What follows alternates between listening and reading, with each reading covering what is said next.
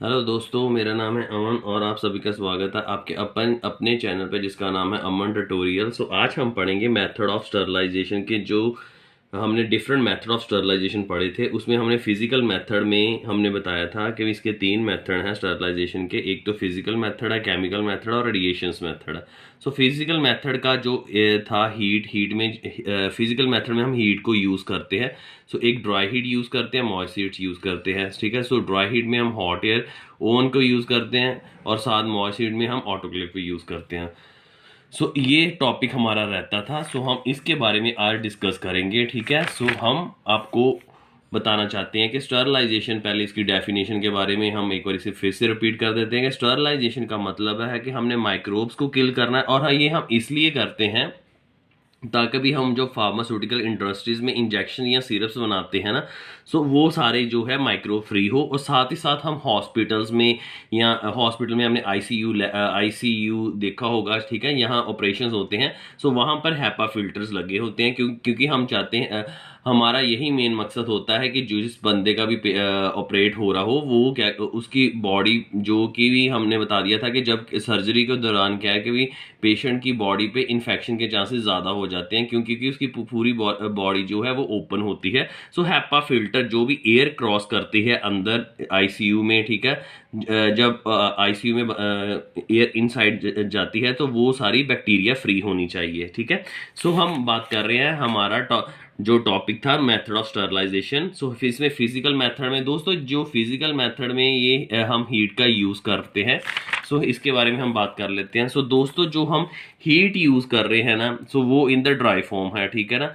इसलिए इसमें इसमें आएगा कि ड्राई हीट स्टरलाइजेशन। दोस्तों, मैं आपको बताना चाहूंगा कि इसमें आपको ये प्रिंसिपल, जो हॉट एयर ओवन की प्रिंसिपल, इसका प्रिंसिपल क्या है, इसकी कंस्ट्रक्शन क्या है, इसका वर्किंग क्या है, ये आपको इसका भी बताना पड़ेगा। ड्राई हीट स्टरलाइजेशन में हॉट एयर ओवन का, और मॉइस्ट हीट स्टरलाइजेशन में हमको ऑटोक्लेव का भी प्रिंसिपल, कंस्ट्रक्शन और वर्किंग बतानी पड़ेगी, ठीक है। हम ड्राई हीट की बात करते हैं तो ड्राई हीट में हम हॉट एयर ओवन यूज करते हैं। दोस्तों, हॉट एयर ओवन हम ग्लासवेयर को स्टरलाइज करते हैं, ठीक है। साथ ही साथ ये डॉक्टर की जो यूटेंसिल्स होती हैं, ठीक है, जो उनकी किट्स होती हैं, मेडिकल किट्स जिससे वो ऑपरेट करते हैं, उनको स्टरलाइज करते हैं। साथ ही साथ हम क्या कहते हैं, इसमें ये सारे इनकी स्टरलाइजेशन को यूज किया जाता है, ठीक है। एक्चुअल में प्रिंसिपल क्या है कि जो इसमें अगर हम जितने भी हम ये यूज कर रहे हैं, ग्लासवेयर या डॉक्टर की यूटेंसिल यूज कर रहे हैं, तो अगर इन केस में इनके साथ माइक्रोब जुड़ा होगा तो वो माइक्रोब को डीनेचर कर देंगे, उसकी सेल मेम्ब्रेन को रैप्चर कर देंगे, जो कि लिपिड और प्रोटीन की बनी होती है, ठीक है। हमारा इस तरह से कुछ, ये एक्चुअल में डायग्राम इतनी अच्छी नहीं है, आप इंटरनेट से चेक कर लीजिए, गूगल को से निकाल के कि हॉट एयर ओवन की किस तरह की डायग्राम। मैं आपको सिर्फ जस्ट थोड़ा सा बता देता हूँ। एक लुईस पैस्चर था, जो हमने जब स्टार्टिंग में पढ़ा था कि जो साइंटिस्ट, जब हम हिस्ट्रीज की बात कर रहे थे, हिस्ट्री ऑफ द माइक्रोबायोलॉजी में, उसमें हमने लुईस पैस्चर की बात की थी, जिसने बताया था कि पैस्चराइजेशन फैक्ट बताया था कि जब भी हम 62 डिग्री टेम्परेचर में हाफ आवर में किसी भी चीज को हीट करते हैं कोई, तो उसे हम क्या बोलते हैं, पैस्चराइजेशन करते हैं, मिल्क को हीट करते हैं बेसिकली, ठीक है। ये लुईस पैस्चर है, ठीक है। लुईस पैस्चर ने बताया था, एक ऐसे एक बॉक्स होता है, चैम्बर ये बना होता है। उसमें एल्युमिनियम ट्रेज होती हैं। वो क्या कहते हैं, 3 वॉल्व्स होती हैं उसमें, ठीक है, वो इंसुलेटेड होती हैं। उसके अंदर जो है एयर क्रॉस करती है, इस बॉक्स के अंदर एयर जो है क्रॉस करती है, ठीक है। वो एयर भी हम देख लेते हैं। और कॉइल, यहाँ पर कॉइल्स पड़ी होंगी, ठीक है ना। और टेम्परेचर यहाँ से आप एडजस्ट कर सकते हो, ठीक है ना। मटेरियल शुड भी, जो भी आप मटेरियल पहले स्टरलाइज पे रख रहे हो, ये इस हॉट एयर ओवन में, तो उसको पहले आप थोड़ा क्लीन कर लीजिए, वॉश कर लीजिए, फिर उसको इसके अंदर रखिए और 1 से 2 घंटे इसको 160 डिग्री टेम्परेचर पे रखना है, ठीक है ना। 160 डिग्री टेम्परेचर में जब आप रख दोगे तो वो बहुत ज्यादा मतलब कि हीट हो जाती है, तो उसके कारण जो माइक्रोब्स है वो उस हीट को बर्दाश्त नहीं कर पाते, जिसके कारण उनकी सेल वॉल रप्चर होने के कारण वो किल हो जाते हैं। ठीक है। उसके बाद हम बात करते हैं, जो रेडिएशन इसके अंदर जा रही होती है वो इंफ्रारेड रेडिएशंस होती हैं, जो हमने पढ़ा था ना रेडिएशंस। क्योंकि हम मेथड ऑफ स्टरलाइजेशन में हम एक तो फिजिकल मेथड कर रहे थे, इसमें हम हीट का यूज कर रहे थे, एक हम केमिकल केमिकल मेथड यूज कर, इसमें केमिकल्स जैसे गैसेस को और लिक्विड का यूज कर रहे थे। और जो रेडिएशन मेथड्स था, सो रेडिएशन में हमने बताया था एक आयनाइजिंग रेडिएशन होती है, एक नॉन आयनिंग रेडिएशन होती है। आयनाइजिंग में हम क्या कहते हैं अल्फा बीटा और गामा रेड, और नॉन आयनाइजिंग में हम पढ़ रहे थे ये इंफ्रारेड रेड्स और यूवी रेडिएशन की यूज कर रहे थे। सो इसमें मटेरियल जो इंफ्रारेड रेडिएशन होती है वो मटेरियल में पास होती है, और उस मटेरियल में जो अगर माइक्रोब अटैच होता है तो उसको किल कर देती है। सो इसमें जो इसकी वेवलेंथ होती है रेडिएशन की, वेवलेंथ कम होती है और फ्रीक्वेंसी ज्यादा होती है, ठीक है। सो फायदा क्या है इसका ये फायदा है कि भी हम आप ग्लासवेयर को आप क्या कहते हैं स्टरलाइज कर सकते हैं, पाउडर को स्टरलाइज कर सकते हैं। सिर्फ डिसएडवांटेज ये है कि अगर आपने कॉटन रखा होगा तो वो जो ड्राई हीट होगी वो उस ड्राई हीट क्या कहेगी उस कॉटन को जला देगी, वूल को जला देगी, वो फायर को कैच कर लेगी, ठीक है। सो इसमें एक है, अगर आप टेम्परेचर ये देखो, अगर आप 1.5 से 2 घंटे रखेंगे तो उसमें 160 डिग्री सेल्सियस लगा होगा। अगर आप 10 से 15 मिनट रखेंगे तो टेम्परेचर ज्यादा। अगर आप टेम्परेचर बढ़ाओगे तो टाइम कम लगेगा, अब टेम्परेचर घटाओगे तो टाइम ज्यादा लगेगा, ठीक है। सो मॉइस्ट हीट स्टरलाइजेशन में भी सेम दोस्तों हमने क्या पढ़ना है, हमने autoclave principle, construction, working diagram बनाओगे। इसमें भी मैंने अच्छी डायग्राम नहीं ड्रॉ की, आप गूगल्स में चेक करके ऑटोक्लेव की डायग्राम देख लीजिए और उसमें से पढ़ लीजिए, ठीक है। सो इसका भी बेसिक यही है कि इन्होंने लुइस पैस्चर एक जो था साइंटिस्ट था, उन्होंने मतलब इसको यूज किया मॉइस्चर स्टरलाइजेशन को, एक ऑटोक्लेव एक जो लाइक जो आप कुकर अपने घर में करते हैं, क्या कहते हैं कुकिंग के लिए यूज करते हैं, तो सेम लाइक वैसा ही होता है। सो इसको हम डेयरी प्रोडक्ट्स हो गए, अगर कल्चर मीडिया से होते हैं ना उनको भी है, हम क्या कहते हैं उसकी भी स्टरलाइजेशन अगर हमने करनी हो, ठीक है। इसमें क्या है कि भी एक हमारा एक यूटेंसिल होती है, सो एक प्रॉपर एक चैम्बर होता है, इसके अंदर में हमारी मैं आपको बता देता हूँ, हाँ इसको ऐसा एक चैम्बर होगा, उसके अंदर कॉइल लगी होंगी एक, जहां पर ये कह सकते हैं ऐसा एक यूटेंसिल होगा, उसके अंदर कॉइल्स होंगे, वो कॉइल हीट करेगी, क्या किसको हीट करेगी, वाटर को हीट करेगी, वाटर के बनेंगे वेपर, और वेपर जो है वो पेनिट्रेट करेंगे बैक्टीरिया के अंदर, उसकी सेल वॉल को रैप्चर कर देंगे, ठीक है। सो ये है।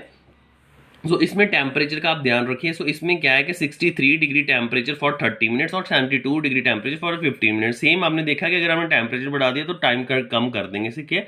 सो इसमें क्या है कि आप टेम्परेचर का ध्यान रखिए, और टेम्परेचर के कारण भी इसके हीट के कारण भी खत्म होंगे बैक्टीरिया, और साथ ही साथ प्रेशर भी ज्यादा जनरेट होने के कारण बैक्टीरिया इतना प्रेशर नहीं झेल पाएंगे। सो इनका जो क्या कहते हैं टेम्परेचर होगा वो 100 डिग्री सेल्सियस होगा, और 15 LPS जो था इसका प्रेशर होगा, ठीक है। सो उसके बाद क्या है कि हम एडवांटेज की बात करें, सो ये बेटर है देन किसके बेटर है as compared to hot air oven है। इसमें आप के ये जो बना होगा चैम्बर बना होगा, इसमें ऊपर वॉल्व्स लगे होंगे, इसको हम टाइट कर लेंगे ताकि भी, ठीक है, और कंटेनर को प्रॉपर क्लोज होगा, चैम्बर होगा, और इसके अंदर एक वाटर जिसमें हम वाटर छोटा सा एक कह ले कि वो होगा एक तरह की कटोरी टाइप ही है वो, मतलब कि होगा। सो उसके उसके अंदर हमने वाटर रखा होगा। सो वाटर जो है वो उसके अंदर जब वाटर ऊपर रखा होगा, किसके ऊपर रखा, कॉइल के ऊपर रखा। जब भी कॉइल जो है वो क्या कहते हैं कि भी हीट करेगी, वाटर जो है गर्म होगा, और वो गर्म होने के कारण क्या है कि वो अब कॉइल गर्म होगी और वाटर हीट होगा, और वाटर से वेपर भरेंगे, और वो जो वेपर है वो पेनिट्रेट करेंगे क्या है बैक्टीरिया के अंदर, और उस माइक्रोब्स को किल कर देंगे।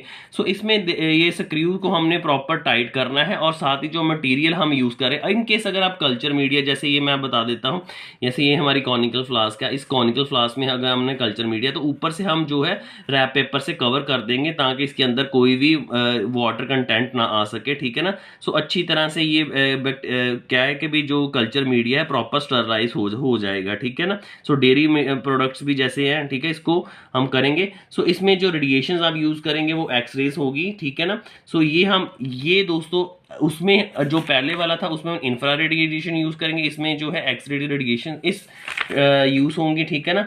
सो हाँ, सो ये बेसिक क्या है।